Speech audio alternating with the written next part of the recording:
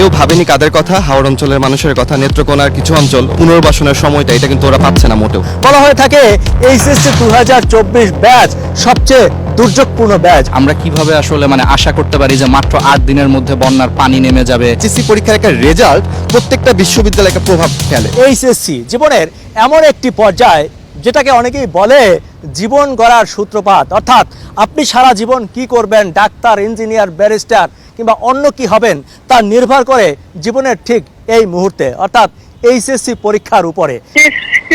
আমাদের বাড়ি যে মোহনগঞ্জ থানা ওরান্তর, যখন ভাই চতুর্দিকে পানি এনে তো পরীক্ষা হচ্ছে, 30 তারিখ দিয়েছে পরীক্ষা।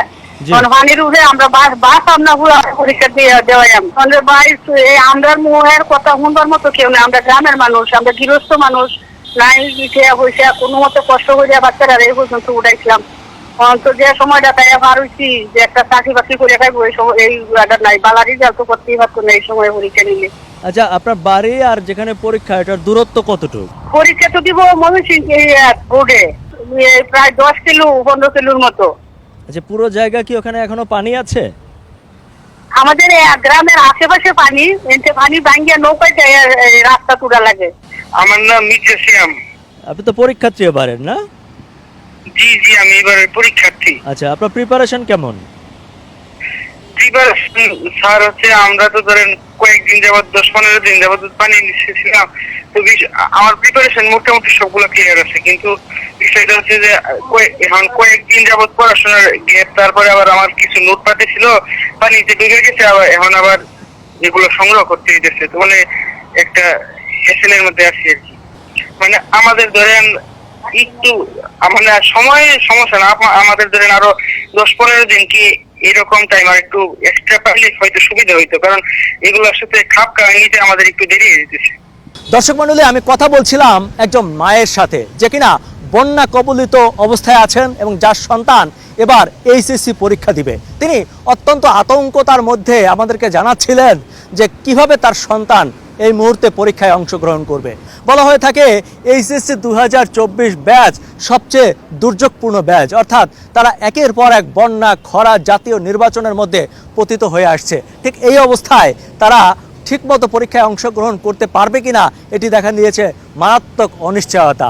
শেষ পর্যন্ত পরীক্ষা পেছানোরও দাবি উঠেছে বেশ কয়েকবার। আপনি জানেন যে দেশের অধিকাংশ অঞ্চল আমাদের বন্যা কবলিত এবং সিলেটে কিন্তু পরীক্ষাটা পিছিয়েছে 8 দিন, কিন্তু কেউ ভাবেনি কাদের কথা, হাওড় অঞ্চলের মানুষের কথা। নেত্রকোনার কিছু অঞ্চল, ওদের ছবিগুলো আমার কাছে এসেছে, ওদের মর্মস্পর্শী লেখাগুলো আমার কাছে এসেছে। ঘর ভর্তি পানি, বই খাতা ভিজে গিয়েছে। এই যে পুনর্বাসনের সময়টা এটা কিন্তু ওরা পাচ্ছে না মোটেও। এখন এই অবস্থাতে যখন কিনা আপনি বাসায় থাকতেই পাচ্ছেন না, তখন আপনি কিভাবে এইচএসসির মতো একটা গুরুত্বপূর্ণ পরীক্ষার প্রিপারেশন নেবেন? উত্তরবঙ্গের কিছু অঞ্চলে কিন্তু একই অবস্থা, ওদের কিন্তু পরীক্ষাটা পিছায়নি, ওদের কথা কেউ ভাবেনি। তো আমার মনে হয় যে একটা হযবরল পরিস্থিতি বিরাজমান। এইচএসসি পরীক্ষা জীবনের একটা ইম্পর্টেন্ট পরীক্ষা। এই পরীক্ষার উপর ডিপেন্ড করে আপনি বুয়েটে পরীক্ষা দিতে পারবেন কিনা। এই পরীক্ষার জিপিএ কম পেলে মেডিকেলে আপনার নাম্বার কাটা যাবে। এখন যার যায় সেই আসলে বুঝতে পারবে, শহরের বাচ্চারা হয়তো বা বুঝতে পারবে না। গ্রামের যেই ছেলেটা এখন এই দুঃসহ সময়ের মধ্যে আছে, ও যদি কোনো কারণে A+ মিস করে, ওর মেডিকেলের স্বপ্ন যদি ও হারিয়ে ফেলে, তাহলে এটার দায়টা আসলে কে নিবে? তো আমি মনে করি যে এই জায়গা থেকে দাঁড়িয়ে সবার কথা ভেবে পরীক্ষাটাকে একটু সময় নিয়ে ওদেরকে রিহ্যাবিলিটেশনের টাইম দিয়ে একটু পিছিয়ে নেওয়া হোক, এটাই আমার মন্তব্য। ম্যাগিও ঠিক আমার মতোই কোয়ালিটিতে কোনো ছাড় দেয় না। 7টি দেশের সেরা খামার থেকে আসে ম্যাগি নুডলসের ময়দা। মা হিসেবে এটাই আমার জন্য গিফট। আমার মনে হয় যে এই পরীক্ষার জন্য ওরা প্রথম থেকেই আসলে একটা ব্যাকফুটে ছিল। স্টুডেন্টদের 24 মাস সময় পাওয়া উচিত, সেখানে এরা 14 মাস সময় ঠিকঠাক পেয়েছে বলে আমার মনে হয় না। এই জাতীয় নির্বাচনের সময়ে স্টুডেন্টরা, আমরা দেখেছি রাজনৈতিক অস্থিরতা শুরু হলো, বাসে অগ্নিকাণ্ড, ট্রেনে অগ্নিকাণ্ড, বিভিন্ন কারণে সচেতন অভিভাবকরা স্টুডেন্টদের কলেজে পাঠাতে পারেনি, সব জায়গায় ঠিকঠাক ক্লাস হয়নি। আমি যেমন হালকেনস্টাইন প্ল্যাটফর্মে আছে, আর আমার নিজেরও একটা পেজ আছে লাইট অ্যান্ড ফিজিক্স। তো সেখান থেকেই আর কি প্রথম আর কি এইচএসসি 24দের যে রিসেন্ট যে বন্যার যে ইস্যুটা নিয়ে প্রায় হাজার মেসেজ কি বেসিক্যালি আমাদের দাবিটা আর কি এই বন্যাটা কেন্দ্রিক করেই যে এই যে বোর্ডে যারা সিলেট বোর্ড যেমন 9 তারিখে এক্সামটা নিয়েছে, এখন আমি আসলে জানি না এটা কতটুকু যুক্তিযুক্ত হবে, কারণ তারা অলরেডি তাদের ঘর বাড়ি সব হারিয়ে ফেলেছে। এখন সেখানে মেন্টাল একটা প্রস্তুতির ব্যাপার আছে। এই যে সিলেট বোর্ডে মাত্র 8 দিন পেছানো হলো, একটা আপনি জাস্ট একটু চিন্তা করেন যে একটা ছাত্র বা একটা ছাত্রীর হচ্ছে এইচএসসি পরীক্ষা সব বই খাতা পানিতে ভেসে গেছে, তো সেই ছাত্রছাত্রী নিজের বাসাতেও থাকতে পারছে না, পরিবার নিয়ে আত্মীয়র বাসায় বা অন্য কোনো আশ্রয় কেন্দ্র আশ্রয় নিতে সে বাধ্য হচ্ছে, খাওয়া দাওয়ারও এখনো কোনো ঠিক ঠিকানা নাই। তো এই অবস্থায় আমরা কিভাবে আসলে মানে আশা করতে পারি যে মাত্র 8 দিনের মধ্যে বন্যার পানি নেমে যাবে, সে পুনর্বাসন প্রক্রিয়া শেষ করার পরে নিজের বাসায় চলে আসবে, এসে আবার 8 দিন পরে সে এইচএসসি পরীক্ষায় বসবে, যেখানে শেষ মুহূর্তে আসলে মানে পড়াশোনাটা সবচেয়ে বেশি হয় আসলে আমরা যেটা আসলে মনে করি। দেখুন, সবাই তো আসলে পড়ালেখা শুধুমাত্র পাশের জন্য করে না, অনেকে পড়ালেখা করে মুক্তির জন্য, নিজের অবস্থার পরিবর্তনের জন্য। এখন এই যে সিলেটে বন্যা বলে সিলেট বোর্ডের পরীক্ষাটা পিছিয়ে দিল, এটাতে আসলে তো তাদেরও কোনো লাভ হইল না, কারণ তারা তো পিছিয়ে গেল। কিভাবে পিছিয়ে গেল?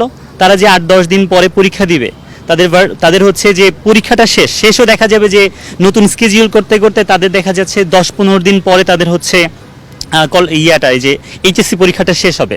তাহলে তারা ভার্সিটি অ্যাডমিশনের সময় কিন্তু কম পাবে। কারো কিন্তু টার্গেট থাকে না যে শুধুমাত্র এইচএসসিটা দিয়েই শেষ, সবার টার্গেট থাকে একটা ভালো পাবলিক ভার্সিটিতে পড়বে। যে অ্যাডমিশনের সময় একটা বৈষম্য তৈরি হয়ে যায়, কারণ প্রতিটা মধ্যবিত্ত পরিবারের সন্তানের একটা ইচ্ছাই থাকে যে একটা পাবলিক বিশ্ববিদ্যালয় মাথা গোঁজা জায়গা, সেই জায়গা দেখা যাচ্ছে অন্য বোর্ডটা যদি সিলেট পরে হয়, অন্য বোর্ড আগে হয়, তাহলে অন্য বোর্ডটা আগের থেকে অ্যাডমিশন শুরু করবে, সিলেট বোর্ড দেরিতে পাবে, তাহলে ওদের সাথে একটা বৈষম্য তৈরি হচ্ছে। তো আমার কাছে যেটা মনে হয়, যদি সর্বনিম্ন একটা মাসও যদি একটু পিছানো সম্ভব হয়, তাহলে সবাই একসাথে পরীক্ষার হলে গেলে একসাথে শেষ করলে, একসাথে নতুন উদ্যমে বিশ্ববিদ্যালয়ের প্রিপারেশন নিলে সবার পরিবারের স্বপ্ন পূরণ হবে, কোনো বৈষম্য তৈরি হবে না, সবার মধ্যে একটা মোটিভেশন কাজ করবে। সিলেট বোর্ডের ক্ষেত্রে তারা কিন্তু আসলে এই যে 30 তারিখ থেকে যদি পরীক্ষা শুরু হয়, তারা পরীক্ষা দিবে মেবি 8 তারিখ থেকে, এরকম একটা সময় তারা এক্সাম দিবে। তো তারা কিন্তু আসলে অ্যাডমিশনের সময় একটা যে প্রপার টাইম, সেই টাইমটা কিন্তু তারা আসলে পাচ্ছে না। তো যেহেতু তারা পাচ্ছে না, তো তারা এটা কিন্তু একটা সাফার করবে হচ্ছে অ্যাডমিশনে গিয়ে। সো আমরা চাচ্ছি আসলে কি যে সকল শিক্ষার্থী একই সময় এইচএসসি পরীক্ষা দিক এবং সকল শিক্ষার্থী একই সময় হচ্ছে অ্যাডমিশন পরীক্ষা দিক, কেননা এই এইচএসসি পরীক্ষার একটা রেজাল্ট প্রত্যেকটা বিশ্ববিদ্যালয়ে একটা প্রভাব ফেলে। আমরা যদি ঢাকা বিশ্ববিদ্যালয়ের কথা বলি, আমরা যদি বুয়েটের কথা বলি, আমরা যদি মেডিকেলের কথা বলি, প্রত্যেকটি ক্ষেত্রে কিন্তু এই যে এইচএসসি রেজাল্টটা, এটা কিন্তু ভালো রকমের একটা ইফেক্ট ফেলে। সো এই জন্য আমরা চাচ্ছি যে বাংলাদেশের প্রত্যেকটা বোর্ডের সকল শিক্ষার্থী একই ডেটে পরীক্ষা দিক এবং তারা হচ্ছে একই সময় যেহেতু অ্যাডমিশন দিবে, এই জন্য তাদের পরীক্ষাটা একই সময় হওয়া উচিত। কথায় আছে, মানুষ যে যার অবস্থানের কষ্ট একমাত্র সেই বোঝে। সম্ভবত সে কারণেই এই কথাগুলো কিংবা এই বক্তব্যগুলোকে কোনোভাবেই গ্রহণ করছে না সরকার কিংবা সংশ্লিষ্ট মন্ত্রণালয়। আমি মাননীয় শিক্ষামন্ত্রীর দৃষ্টি আকর্ষণ করছি। মাননীয় শিক্ষামন্ত্রী অত্যন্ত বিজ্ঞ মানুষ এবং অত্যন্ত সজ্জন মানুষ হিসাবে আমাদের সবার মাঝে পরিচিত। আমার মনে হয় মাননীয় শিক্ষামন্ত্রী অবশ্যই বিষয়টি বিবেচনা করবেন। আমি বিশেষভাবে অনুরোধ জানাবো এইসব শিক্ষার্থীদের প্রতি সদয় এবং মানবিক হওয়ার জন্য। আমাদের মনে রাখতে হবে যে আজকে আমাদের ছেলেরা, আমাদের সন্তানরা এইচএসসি পরীক্ষা যারা দিবে, তারাই হয়তো একদিন এই দেশ চালাবে আপনার মতো আমার মতো জায়গা থেকে। সে ব্যাপারে সকলকে সজাগ দৃষ্টি রাখতে হবে এবং সবাইকে এদের ব্যাপারে এক্ষুনি আর দেরি না করে কার্যকরী পদক্ষেপ নিতে হবে এবং পরীক্ষাটি অবশ্যই 1 মাস পিছিয়ে দেওয়ার দাবি আমিও জানাচ্ছি। আলী আসগর ইমন, ATN বাংলা, ঢাকা।